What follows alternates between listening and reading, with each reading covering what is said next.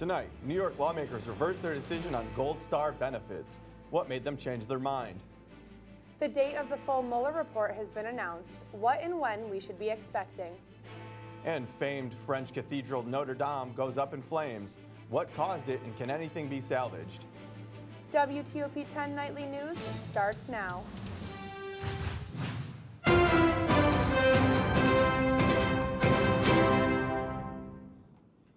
Good evening and welcome to WTOP 10 Nightly News. I'm Curtis Cady. And I'm Adrienne Shelton. We begin tonight with the tragedy out of Paris. Famed French cathedral Notre Dame caught on fire earlier today, causing irreparable damage to the structure. The cause of the fire is still unknown, but it is speculated that it stems from renovation work being done in the structure. The fire spread fast and resulted in the spire to collapse upon the structure. In a statement, French officials stated they believe that the fires are now under control and fully contained, saving the bell towers and the main building. About 400 firefighters were mobilized to the scene to try and neutralize the blaze. The fight lasted for nearly 5 hours. There have been no deaths, though one firefighter was injured during the battle. President Pierre Macron reacted to the incident in a statement of saying, "Notre Dame is our history, it's our literature, it's our imagery. It's the place where we live our greatest moments, from wars to pandemics to liberations. This history is ours, and it burns. It burns, and I know the sadness so many of our fellow French feel." The 15-year-old girl who allegedly assaulted 3 men near Syracuse University has been brought in on charges. She is booked with 2 counts of second-degree assault and 1 count of fourth-degree criminal possession of a weapon. These charges come after Syracuse University student leaders criticized campus and city police for not stating that the incident was likely motivated by race. As the investigation closes, police have officially stated that these were not race-related crimes. SUNY Oswego is collaborating with Services to Aid Families organization this April in their Clothesline project. This project is a part of a national campaign that presents personal messages from abuse and violence victims who decorated t-shirts showing their messages that reflect the long-lasting impact that violence had on their lives. This powerful exhibit is open to the public and available for viewing in SUNY Oswego's Campus Center. And we're joined on the desk by our reporter, Brandon Cortez. Brandon, can you tell us a little bit about your piece? Yeah, sure. Thank you, Curtis. Despite troubles in the past, the SUNY Oswego swimmer has dominated competitions in Spain and the United States. Here's the story on his journey.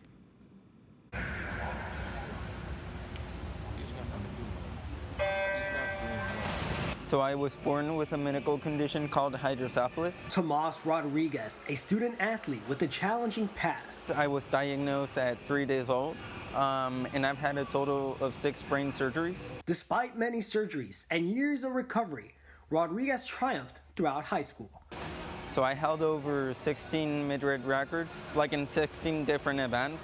Some of those I broke multiple times. And then I was also the national record holder for the 200 IM in that class. Rodriguez built his reputation in Spain. He moved to the United States in 2017, and in 2 years, already has a couple accolades. In the 100 fly, I touched the wall first and got my first U.S. national champion title. Now he's a freshman at SUNY Oswego, competing against athletes without disabilities. His coach, Michael Holman, says Rodriguez is on a whole other level compared to his teammates.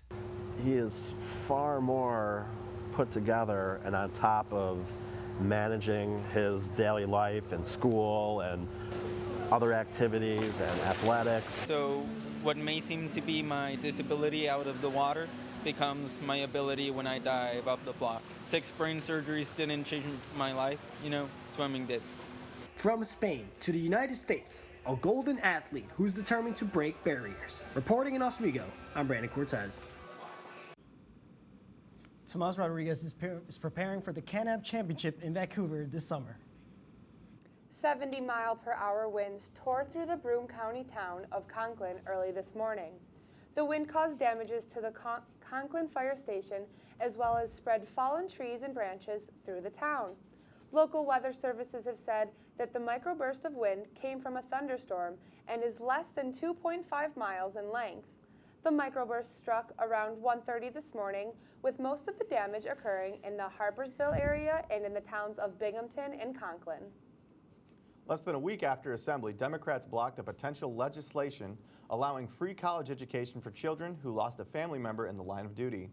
Democrats and Republicans have joined forces to unveil a bill that will provide free college tuition for the families of any New York military member killed or disabled in the line of duty. The new legislation comes after both President Trump and Governor Andrew Cuomo made public their disappointment towards New York senators and their actions. Coming up later tonight, we have a date for the full release of the full Mueller report. In an interview with the former president of the New York State Association of Fire Chiefs. But before we go, let's take a quick look at the weather with Storm Team 10 meteorologist Dan Mislowski. Dan, what can we expect?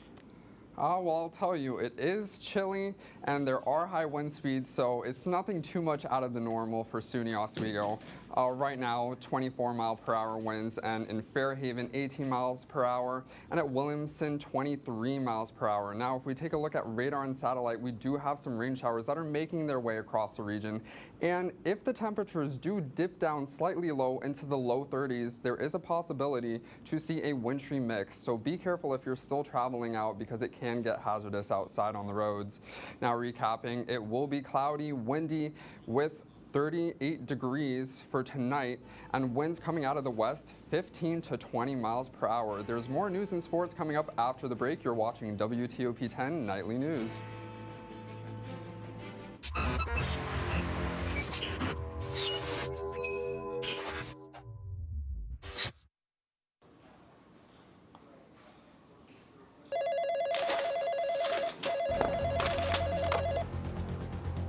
Hello? Josh, the stream's not working. We need you to fix it right now. The stream's down? I'll be right there.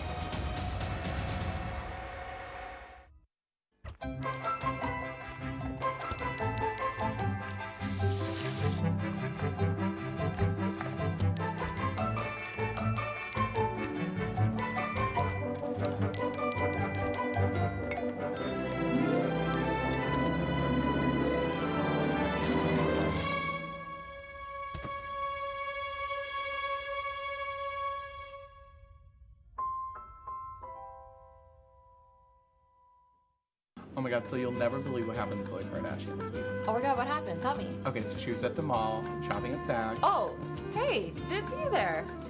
Hey, we're practicing for our new show, What's the Tea, starring me. And me. Hey Brianna, when does it air? Every other Sunday at 10 o'clock. Oh yeah, I almost forgot. Anyway, I can't wait for you to sip some tea with us. Only on WTOP.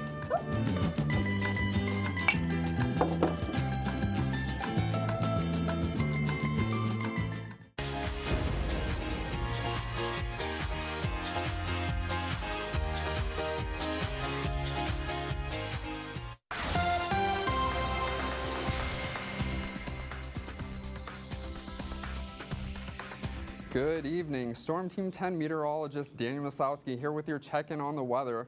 Looking at some textbook averages for April 15th.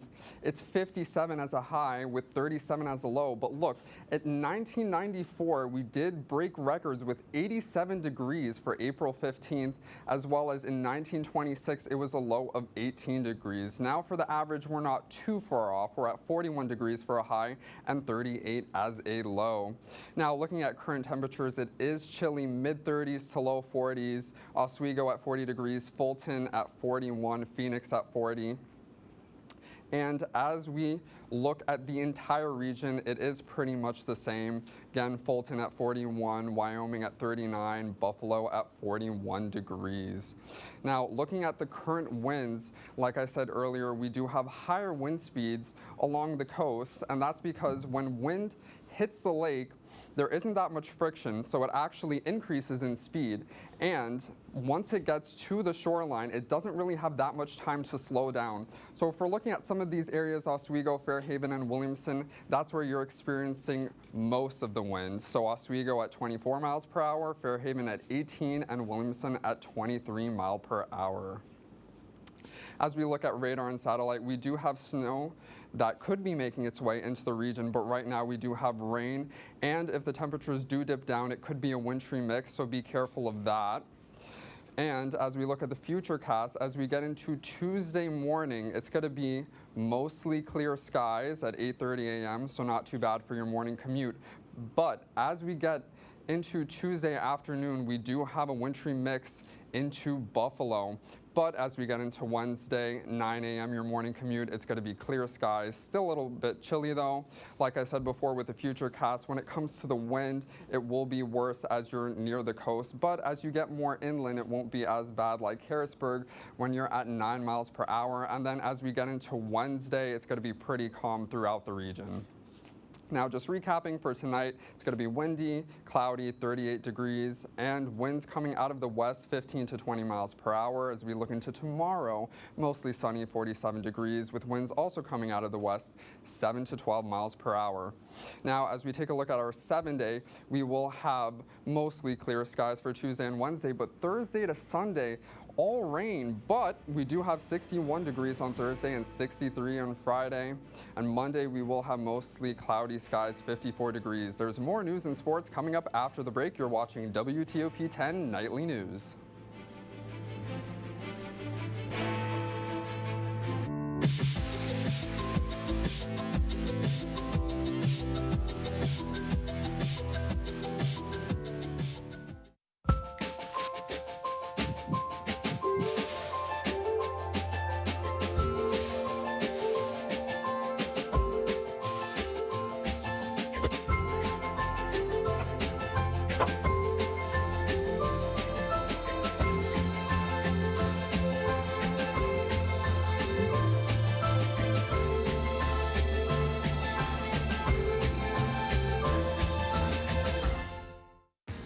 Hi, I'm Zachary Haynes. I'm the new host and producer of the new comedy sketch show, Acting Out, a comedy sketch show by college students for college students.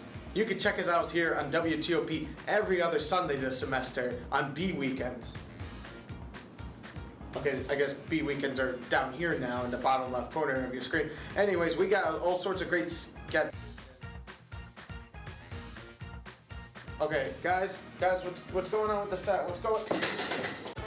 You made her college years possible, opening that education savings account when she was little, spearheading campus tours, and deciphering financial aid. If you can ace planning for college, you can do it for retirement. Get on track with tips at aceyourretirement.org.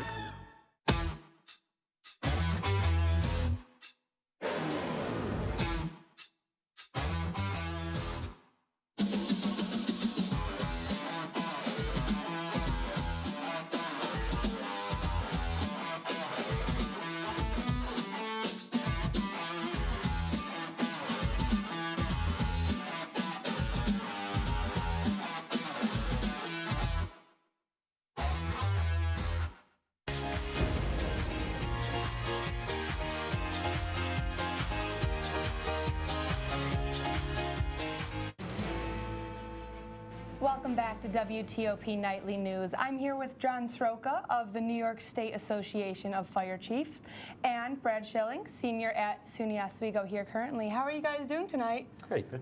That's good to hear. So, John, what is your connection to Oswego, and why are you here of all the SUNY schools? Well, back when I was in high school, I was on the swim team, and the opportunity came. The coach from Oswego came on down to kind of more or less recruit me, and I really didn't visit the campus, but what he told us about the campus I really liked, and decided to come here. Nice, so you were a swimmer and that's what brought you here. Yep. And what about you? What brought you to Oswego? Local to me, I really like the campus. I think it has a great business school. Very nice, very nice. So how did you guys get involved with firefighting? In first year teaching here in a brand new community, my wife and I neither wanted to live where our parents, we want to get off on our own. So we lived outside of Albany in town of North Greenbush. And one batch of the female teachers, we went out with them, and their husbands were in the volunteer fire service and asked me to join, and that was in 1967. So I've been involved in the fire service since 1967. Nice. And you started as a volunteer? Yes, started a volunteer, and to get a way of meeting people in the community, get involved in the community, was a good vehicle for doing that. And how about you? I think it's a very interesting topic because you see a lot of younger generation volunteering, but why aren't they volunteering for firefighting? So I thought it was cool to dig into that and see why they aren't and maybe get their response and maybe find out how they can volunteer. Okay. So John, you graduated in 1966 and now have a project that connects your passion for SUNY Oswego with your passion for the fire service in New York State. Regarding this project, you have said that our students are doing work that stands to save the volunteer fire service in New York State. Tell us a little bit more about this project. New York State, along with an awful lot of other states, are facing a problem of dwindling members.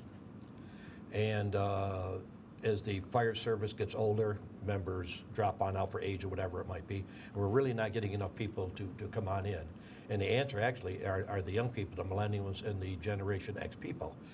And at a meeting of the state fire chief, the topic came on up, and I said, a better place to get information on recruiting and marketing to this generation would be to contact Oswego. And I called Jerry Jaworski and asked if the college had a marketing department. He said yes, and from that point we took it on, and we've been working with this group of 3 students for, I believe, 2 years now, and to try to solve the problem. And you're one of the students that he's been working with? Yep. Sounds very good. So you and your wife Sally met at SUNY Oswego and married shortly after that. A few years ago, you got more involved with philanthropy and set up a scholarship that will go on forever. What sparked you to get more involved to help students in this way?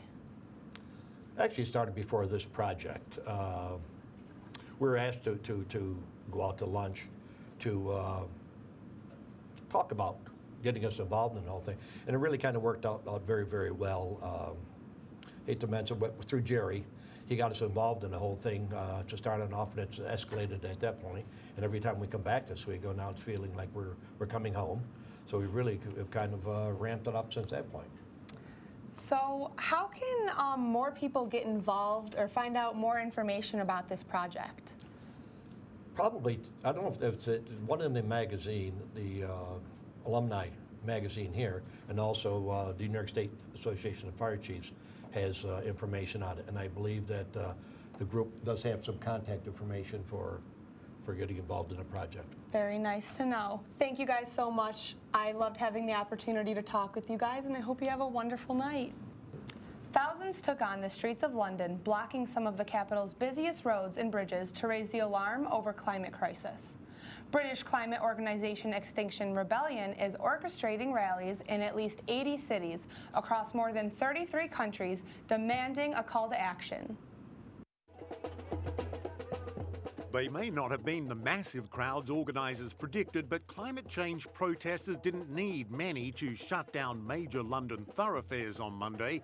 Here, a yacht brought in to block iconic Oxford Circus. Similar impacts at Marble Arch, Waterloo and Parliament Square. The aim, push governments to act more swiftly on climate change. All of this organised by the activist group Extinction Rebellion. Governments aren't listening. Some of the measures that they put in place, which they use to suggest that they are responding, are totally inadequate. They commit us to extinction. At the headquarters of Shell Oil in London, protesters superglued themselves to the front of the building. The glass revolving door smashed, although it's not certain how. At Oxford Circus, protesters superglued themselves to the yacht, pledging to stay for days if necessary. Now, the group says actions like these might seem extreme, but are necessary to get the attention of governments around the world. And if the public is inconvenienced, well, so be it. Police knew the protests were coming, rerouted traffic and kept watch. No sign yet of breaking up the protest and getting the cars flowing again. A festive atmosphere with a serious message and serious impact on central London. The protesters say they could be here for days. Whether police will be that patient, not at all certain. I could not be more committed. There's nothing else that can be done right now. This is the most important thing on earth. Michael Holmes, CNN, London. Authorities say that the protesters have been peaceful and compliant with the requests made of them during the demonstrations. Prosecutors are dropping charges against a woman accused of attacking White House aide Kellyanne Conway. Conway told CNN the woman grabbed her from behind and shook her while she was at a restaurant in Maryland last year. Conway described the woman as being, quote, out of control. She called 911 and the woman was charged with second-degree assault and disorderly conduct. A person familiar with the case told CNN that investigators looked at video and conducted interviews and determined that the woman touched Conway's elbow to get her attention. The Mueller report is expected to be made public Thursday morning. The Justice Department says Attorney General Bill Barr is to release Special Counsel Robert Mueller's redacted report to Congress and the public. The nearly 400-page report may include possible obstruction of justice. Last month, Barr released a summary of Mueller's principal conclusions, which stated the investigation did not establish a criminal conspiracy. Trump and his allies have claimed, quote, total exoneration in the wake of Barr's letter. But Democrats have said they don't trust Barr to accurately describe Mueller's findings. Coming up in sports, John Purdak. John, can you give us a quick preview? Thank you, Adrian. Coming up in sports, Oswego State Lakers men's golf and tennis teams dominate last weekend, and Tiger Woods makes history once again. All that and more coming back when you come back to WTOP 10 Nightly News.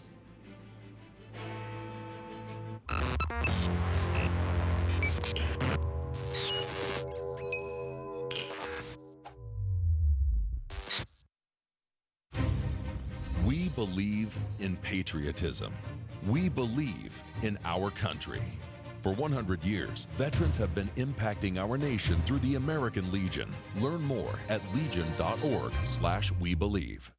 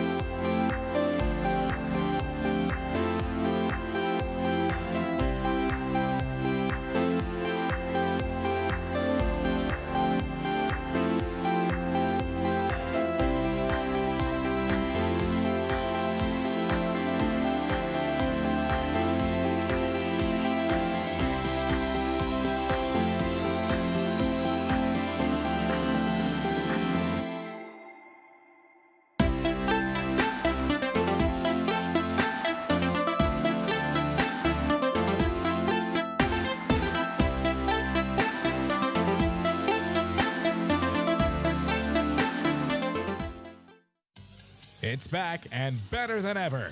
One student can win up to $25 in cash. All on Oswego's favorite game show, Spin to Win! Every Sunday night at 9, only on WTOP 10 TV.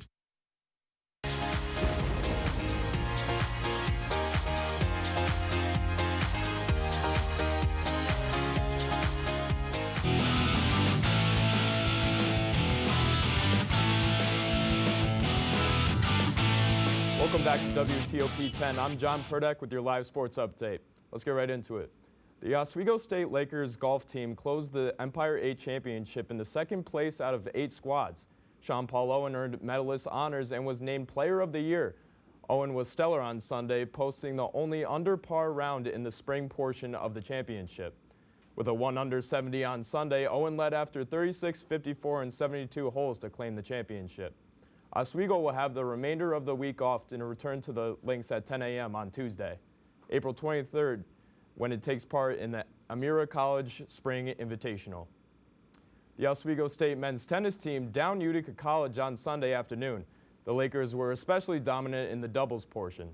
Winning all 3 matchups, Curtis Farmer and Daniel Maslowski defeated their first doubles opponents 8-4. In the second slot, Justin Skidori and Alex Mintz defeated their Pioneer counterparts 8-2. With Oswego State's last match point of the day, Mintz owned the fifth singles match, winning in 2 sets, 6-3 and 6-1. The Lakers return to action at 3 p.m. on Monday as they host the Damon College Wildcats in Romney Fieldhouse. Over to professional sports. For the first time in his career, Tiger Woods came from behind to win a major championship in the Masters. Here he claimed that his 15th major championship and his 5th Masters championship. On Sunday, he was trailing Italy's Francisco Molinari by 2 shots and sat 3 behind after 11, but chased the remaining Open champion down with 2 under 70.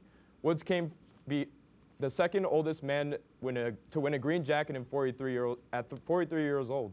History in the books for Tiger. Tonight, the Philadelphia 76ers and the Brooklyn Nets will clash again for Game 2. Brooklyn shocked third-seed Philly on Saturday with a 111-102 victory and hope to have a 2-0 series lead for the first time since sweeping the New York Knicks in the opening round of the 2004 postseason. The Sixers were looking like the favorite going in, but tonight will tell where both teams really stand in terms of positioning. Now we have highlights from the Chicago White Sox and the New York Yankees over in the Bronx. 0-0 White Sox, Yankees, bottom of the first. 0-0, one man on first. Carlos Rodon, 0-1 pitch to Luke Vogt. Right corner field brings Judge home for an RBI double for Vogt. Yankees go up 1-0 early. Top of the third inning, man on first. 3-2 pitch for Tanaka, throws a strike on base. Roman throws to LeMahieu, who tags out Yalmer Sanchez. Over to the bottom of the third, Yanks up 1-0. Rodden throws fastball to Judge, hits it right field. Base hit for Judge. Chicago takes it home, and Tauchman is safe. Yankees go up 2-0. Top of the fourth, Tanaka fastball to Tim Anderson.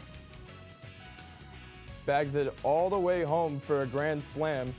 White Sox would go on to defeat the Yanks 5-2. So a lot of good things going on in sports. The Tiger comeback is crazy. Absolutely. We got Stanley Cup playoffs going on, NBA playoffs going on, MLB regular season, a lot of things going on. You got another story you'd like to share? Well, the Milwaukee Bucks have an MVP in Giannis Antetokounmpo in the NBA, and they're looking really good as a favorite coming out of the East. Yeah. Surprised to see how they do against Golden State. Oh, absolutely. We're actually sitting with a sports star right here. Doing pretty good in tennis, I see. Yeah, I actually did pretty good for Utica, but if we're looking at weather, it won't be as good as my match, I'll tell you that. Looking at radar and satellite, we actually do have rain that's making its way across the region, and if the temperatures do dip down into the low 30s, we will have a wintry mix. Oh, unfortunately. That's our report for tonight. Be sure to stay tuned for What's Your Point at 10. Thank you for watching, and have a great night, everyone.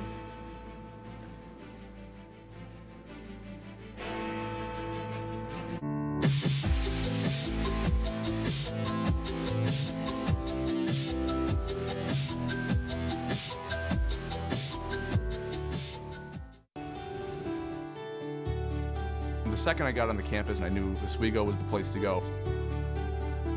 There's a place for everybody at Oswego. This school just opens the world to you. Have the opportunity to explore and to learn so many different things, not only about yourself, but the people around you and the world. It definitely is about the student. I felt it to be very about me. Now that I'm here, I can't imagine myself anywhere else. Everybody can make something, because I think everyone has a spark of creativity, and the reason that I have to keep making is because I don't think my life would be as fulfilling without it. If you make things yourself, that means you're not cowering in fear. You're out there taking chances. That, I think, is my way of saying I love you to the world. All right, now I want to hear why you make. Share your own Why I Make story today. Visit whyimake.org.